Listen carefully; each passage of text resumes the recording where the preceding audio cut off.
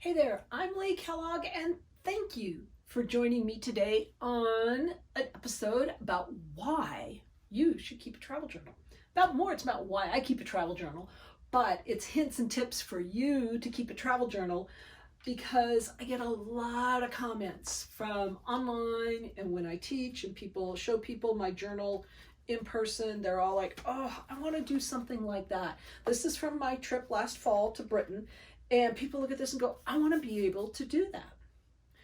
And I'm like, you can. You might not be able to do it right now, but you are able to do it. So let's talk about a couple of different types of travel journals. I like to sketch and paint in mine. I carry I showed you my supplies in my travel journal kit video, and I like to just sketch and draw and write.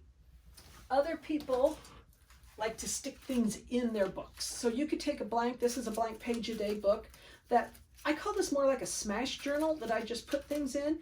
But a lot of things are from places that we went to and that we did. And so it is its own memento up there. So I got serious about keeping a travel journal in 2011. And not even serious, it was semi. I was interested. It was like, I'm going to give this a try. And so we went to Hawaii in April of 2011, and I took this little book. And I'd started this book with a few other random things in it, some writing. So I just decided to continue on and I wrote in it, this is stenciling that I added later just for interest, but I did take a little paint kit with me. So I painted a little bit, wrote what it was, a little bit of just general painting, nothing elaborate, nothing fancy. This says orchids. These are the orchids that were hanging out at the house that we rented. The view from the porch of the house out to the ocean and all the plants. So nothing detailed, really simple. Black lava sands with the palm trees. It's like, I know what this is. I can tell. Plus, I wrote down at the bottom what it was. We were on the Big Island. We went up high to about 3,200 feet.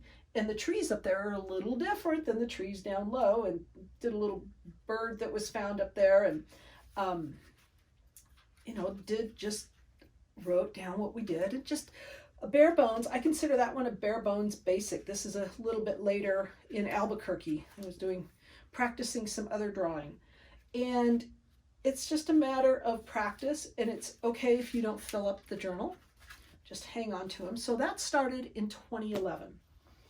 And one of the other things that I did in Hawaii, one day I forgot to take my book with me, and the national parks they have stamps for all the different units that they have, and they all have their stamps. And I try now to get these in my books when I'm going. I try to remember to take it into the visitor center and stamp it, because then it becomes part of the illustration. So 2011 morphs into 2012, and I still wasn't sketching much. I was doing some work. These are a little odd, starting to do my birds. Like, okay, I want to try this. This was a technique where you colored the pages first and then drew on, and I decided I didn't like it as much. But we fast forward a bit, and I started playing around in 2014 with putting little frames and drawing and sketching in and that kind of thing. Nothing outrageously fancy, just still practicing, still trying to get my grip on things. Didn't fill up the book, and that's completely okay. Once again, we jump forward to, this is like Christmas time 2015. And then we're going to flip over to January, where I actually went to LA, and this is I did this at Union Station in Los Angeles, and then Santa Fe in the snow. So just practicing, you can see the difference. I'm bolder with the colors, a little bolder with my lines. I'm still working with a super fine pen, probably a 005 pen to draw. And I started practicing about this time. So this one morphs in from 2016 into 2017. And by 2017, I had a regular urban journal practice going on.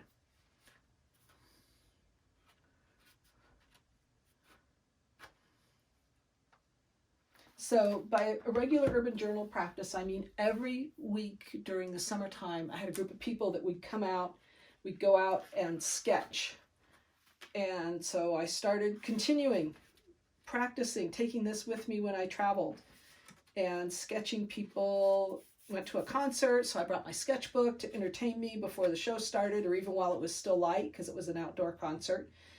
And just, you know, goobers, we get our goober pages. I think almost every book has one.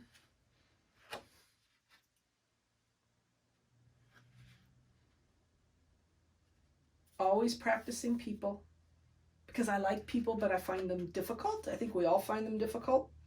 Perspective, cars getting smaller as you go up the street. That can be its own challenge.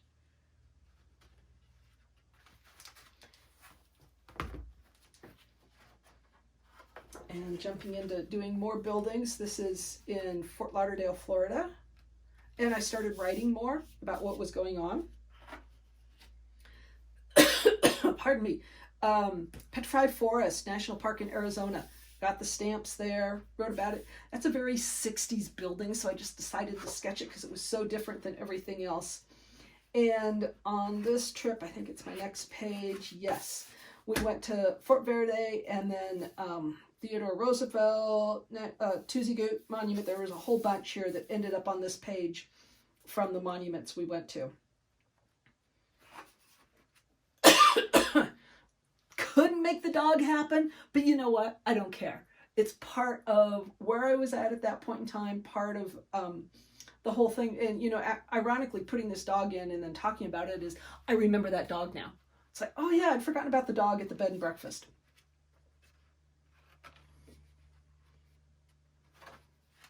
So you can see the change.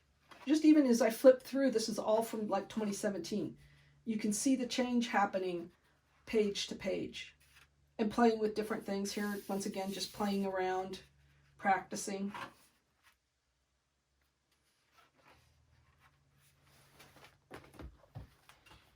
And I do jump around from sizes that many times I'll have a small one and a larger one going. But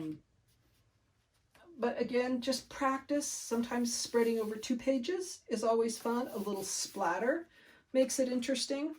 You can also go vertical.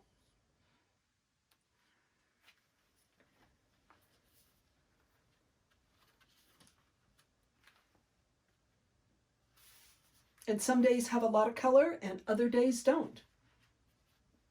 And also by 2018, I was using a fountain pen. I had fallen in love with fountain pens, so I no longer use the microns, and I use my brown fountain pen almost exclusively, except for on occasions when I forget to take it with me. Into 2019.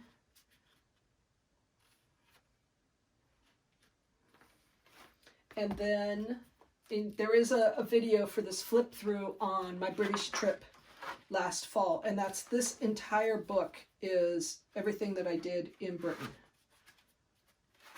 Some of it I finished at home, but if I finished it at home, it's all from photos that I took while I was there, and then writings. And it's always good to do a little splatter, keep things interesting.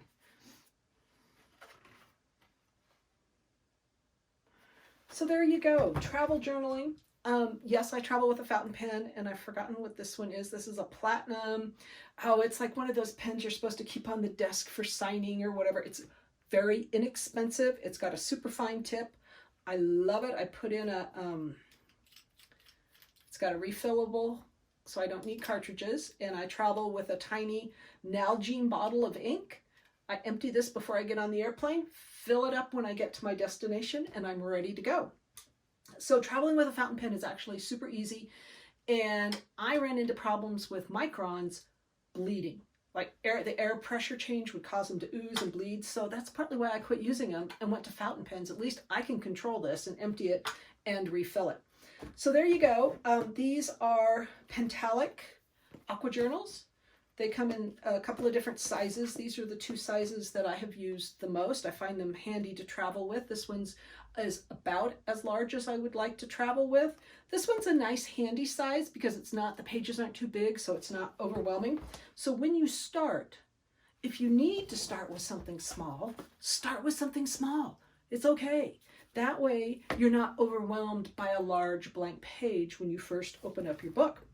And the other thing, that when you start your book, that I find many people look at this first page and they're like, oh my God, it's a blank book. What if I make a mistake? Well, I've showed you some of my goobers, but here's my hint to get over this. What if I make a mistake? Skip the first page. You can see on this one, I skipped the first page and just started right there. And I never did go back and do it in. It doesn't matter. And after a while, you will get to the point where you're like, I know what I want on my first page. This is it. This is what I'm doing. So there you go. I'm Lee Kellogg. Thank you for watching. A couple of things. You can find more information on my website and on this YouTube channel. Leave me a comment if you have any comments or questions. Do subscribe to the channel. Sign up for my newsletter on my website, Creativity Monthly. Send you a couple of tips, a couple of my blog posts from the month.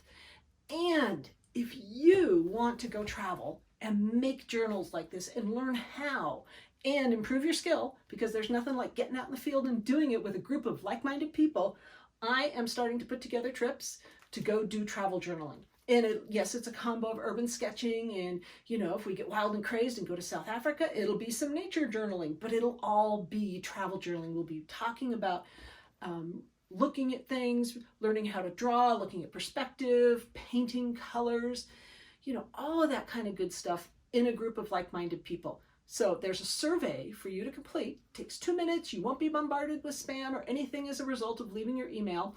It just helps me build an email list of people who might be interested. So that's on my website, and that link, the survey link, is also in the YouTube description. So please take 2 minutes, fill that out for me. I greatly appreciate it. Share this video with somebody you think that might be interested, and share my website. We'll see you again.